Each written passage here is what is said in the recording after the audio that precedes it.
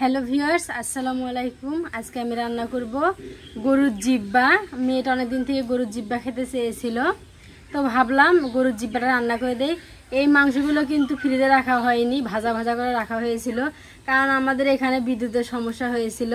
আর ভাজা মাংসের টেস্ট কিন্তু অন্যরকম। আজকে আমি এই ভাজা মাংসটা রান্না করে আপনাদের দেখাবো, তো আপনারা সবাই আমার সঙ্গেই থাকুন। মরিচগুলো প্রথমে ভেজে নিয়েছিলাম, এখন আমি পিষে নেব, কারণ রান্না করতে গেলে মশলাটাই আগে প্রয়োজন হয়। তাই সব ধরনের মশলা আমি পিষে নেব। সব মশলা আমার পিষে নেওয়া শেষ, এখন আমি রান্নার কাজে চলে যাব। পেঁয়াজটা ভাজা হয়ে গেছে, এখন দিয়ে দেবো আদা রসুন পেস্ট।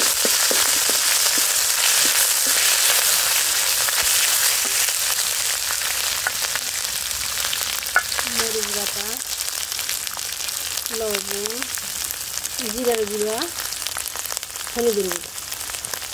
এখন মশলাগুলো ভালোভাবে কষিয়ে নেব। মশলা যদি কষানো হয়, যে কোনো তরকারি হয় না কেন, সেই তরকারিটা কিন্তু বেশি মজা হয়। তো মশলাগুলো আমার কষানো শেষ, এখন আমি মাংসগুলো দিয়ে দেব।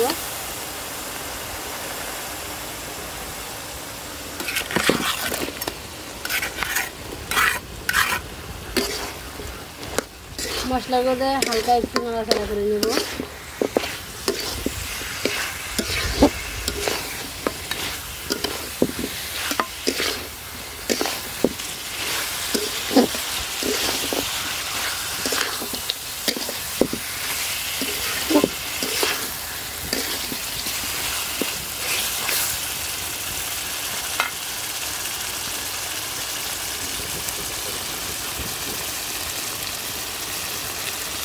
তো গরুর জিব্বা কার কার খেতে ভালো লাগে জানাবেন। তুমি গরুর জিব্বা তোমার কেমন লাগে? আমার কাছে তো ভালোই লাগে। মেয়েটা অনেকদিন যাবৎ বলতেছিল, আমাকেও বলতেছিল, আম্মুকেও বলতেছিল যে আব্বু আমি একটু গরুর জিব্বা খাবো। তো আপনাদের ভাবি অনেক রিকোয়েস্ট করার পর আমি নিয়ে চলে আসলাম। মনে করলাম তো মেয়েটাকে একটু জিব্বা খাওয়াই। তো মেয়েটার খাওয়ানোর পাশাপাশি তো আমারও জিভে জল চলে আসলো। সুমি, হ্যাঁ বলেন। আমারও তো জিভে জল চলে আসতেছে গো।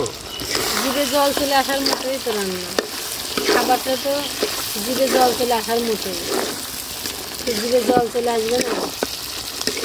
আর রান্নার ঘ্রাণটাও বাইরে হচ্ছে তোমার অসাধারণ, বুঝছো?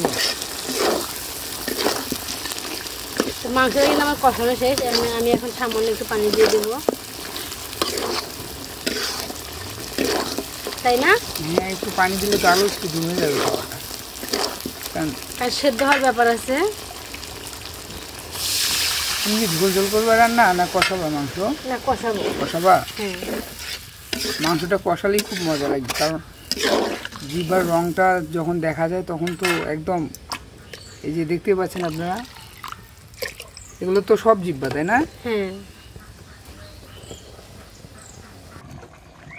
তো রান্নাটা আমি মজে নিচ্ছি, কারণ মজার তরকারিটা মিষ্টি হয়। যত মজাবো তত তরকারি মিষ্টি হবে। মজানো শেষ হলে আমি ঢাকনাটা ভিজে দেবো।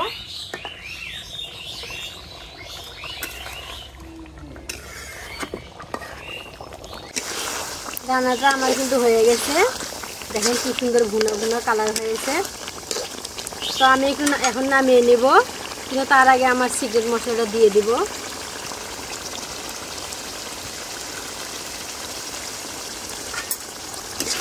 এখন মনে হয় তরকারি পুরোপুরি স্বাদটা হয়ে গেল।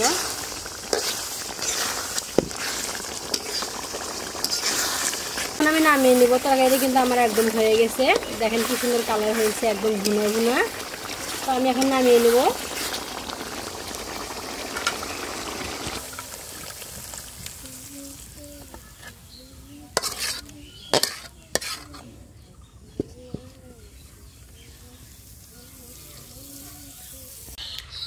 দেখেন আমার তরকারি ফাইনাল লুক কেমন হয়েছে, একদম কিন্তু অসাধারণ। আর এত কষ্ট করে রান্না করলাম, একটু সাবস্ক্রাইব করে যাবেন আর লাইক কমেন্ট করে যাবেন। তো সবাই ভালো থাকবেন, সুস্থ থাকবেন, খোদা হাফেজ।